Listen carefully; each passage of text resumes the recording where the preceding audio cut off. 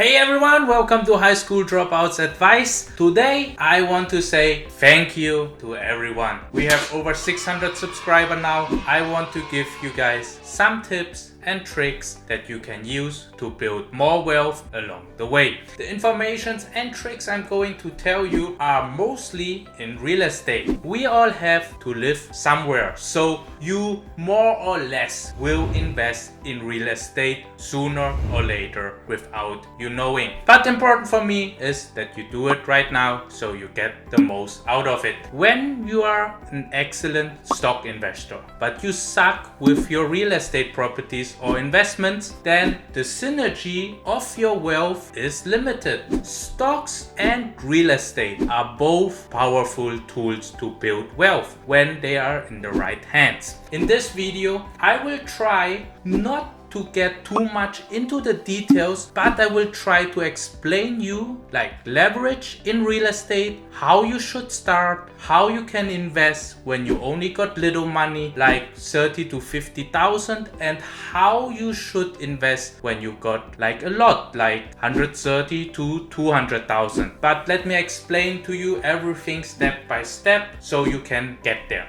So let's start with part 1, leverage in real estate. Let me explain to you that real estate is not just making its money from the rent, but also the appreciation. So when you buy a house which is worth 150,000 in cash and the house appreciates for 5% a year, your home will be worth 157 and 500 after 1 year.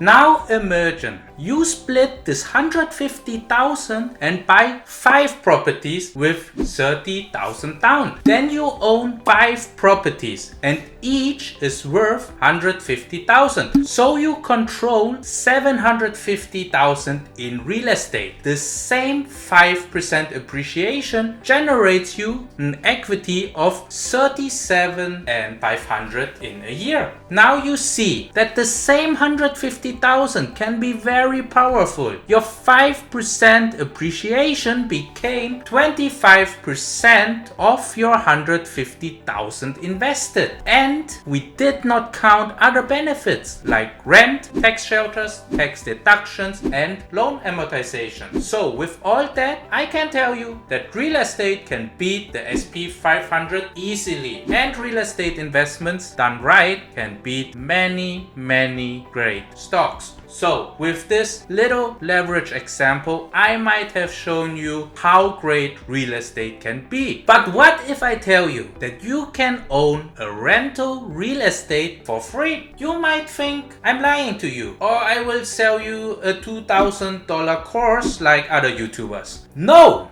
I will explain to you how to do it, but I need you to watch the whole video because there's no shortcut. Please also subscribe to my channel if you did not do it yet, or share the video with your loved ones after you have watched this video, because I tell you everything you need to do in every situation in your real estate investment life. So let us start with part number 2. What the perfect setup is for you to invest in real estate. This will apply to everyone who just finishes school, just started work, is a single couple or young family. I will tell you guys. The first thing, make sure your credit score is good. I want your credit score to be around 720 and above. This is a requirement for you to get properties for free later in your life. So if you can't manage your credit score to get to 720, then don't expect to become a millionaire in real estate. And most likely you won't make it in stock as well. It sounds hard, but this is the truth. You can watch my credit score video up here, or if you wonder how to raise your credit score, but watch it after this video. You can make notes along with this video because there will be many new pieces of information for you. Once you have a decent score, I want you to have worked at least 2 years in the same industry, because this will enable you to get loans. So I want you to be consistent and work your way up so you got a decent salary. I want you to make at least 30 to 35,000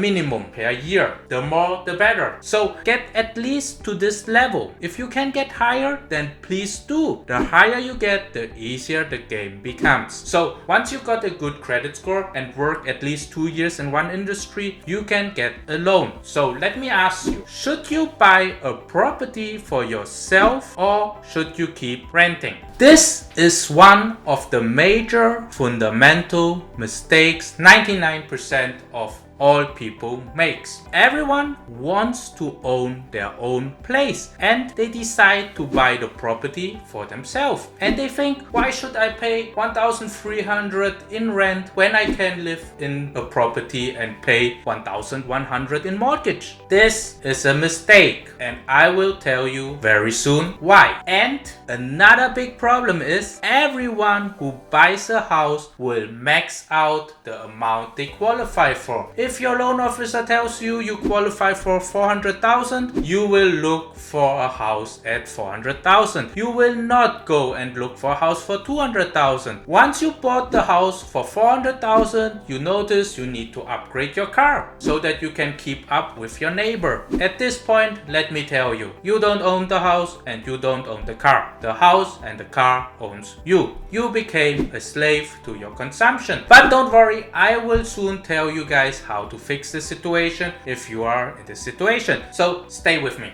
So let me go back and explain to you why you should not buy a property for yourself. First, even if you need to rent and the rent is more expensive than the mortgage. If you live with your parents, just be nice to your parents and stay there. This is the best thing it can happen to you. And if you need to pay them some rent, then do it. The money stays in the family. When you qualify for a loan to buy a house, please don't buy it for yourself, buy it for a tenant. Choose a property where the rent is higher than the mortgage and the cost of holding the property. This means your tenant pay you the rent, which makes you more money after all expenses. You still stay at the apartment or with your parents because you make more money now each month. Your rent become actually cheaper or your income increases. No matter in which way you see it, you have more money in your pocket. Here comes another detail. 99% of home buyers don't think about it. When you buy a home for yourself, your debt to income ratio goes higher. This means you cannot qualify for other loans anymore once you have used up the loan amount you are eligible for. But when you bought the property for a tenant, your income has increased and you will qualify for more loans. This means repeating the whole process until you have a couple of rental properties which generate a nice passive cash flow. With that cash flow, you could buy your house now. And now you have the renters who are paying the mortgage for the house you live in. Now it's not you who has to work and pay for the mortgage. It's the renters. Congratulations, you just made others pay for your expenses. Nice. You might wonder how long it will take you. It will take you around 5 years. And you will have a bunch of real estate paying for themselves and the property you live in. All it takes was being patient in upgrading your living condition. The longer you can live under what you can afford, the more time you have to build a catapult that shoots you way higher what you could afford.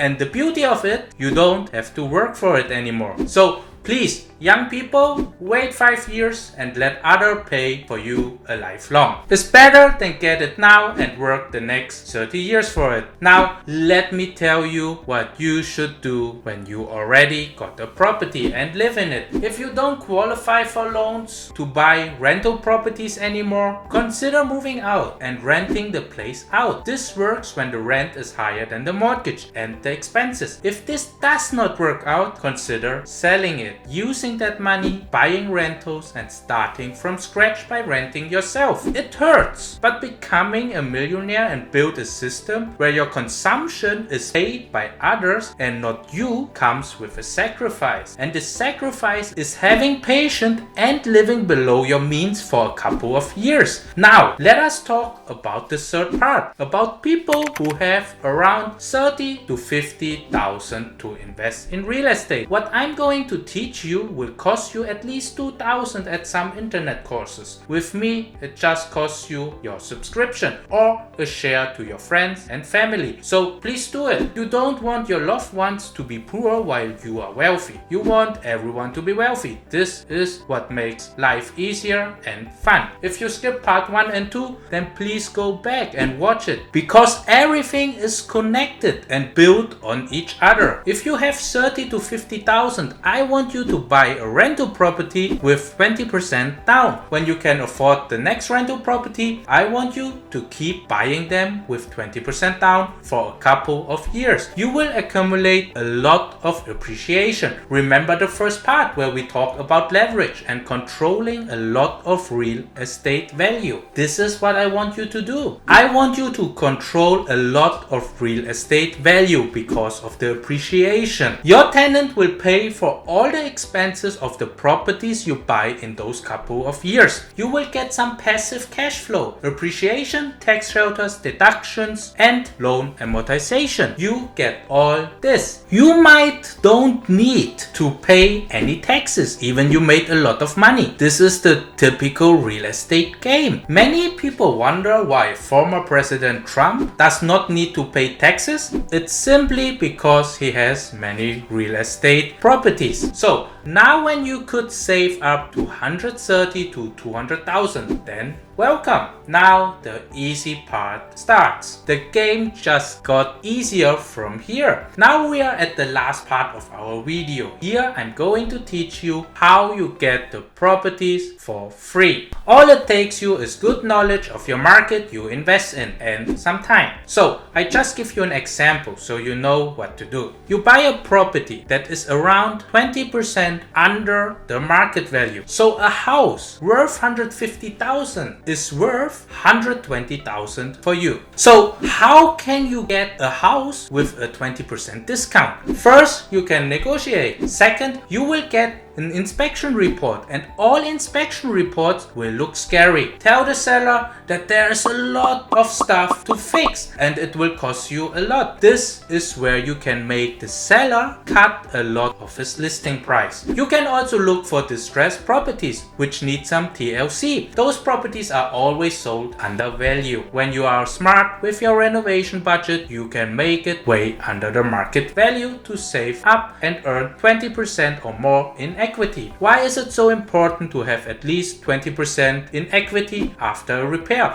Or why is it so important to buy a rental property for 80% of its market value? Here is where the magic happens. Once you bought the property for 130,000, I want you to go to the lender and ask for a cash out refinance. I told you at the beginning how important your work history is, how to have a low debt to income ratio and good credit score. All this is needed now to get a cash out refinance. Your lender will give you 80% of the loan to value. This means they give you 80% loan of your home value. Your home is valued 150,000, so the lender will provide you a loan of 130,000 because this is 80% of 150,000. You remember, you paid only 130,000 in cash. Now you get the 130,000 back. So you own the home for free. Your tenant will pay the 130,000 loan. You might ask, hey, wait a minute.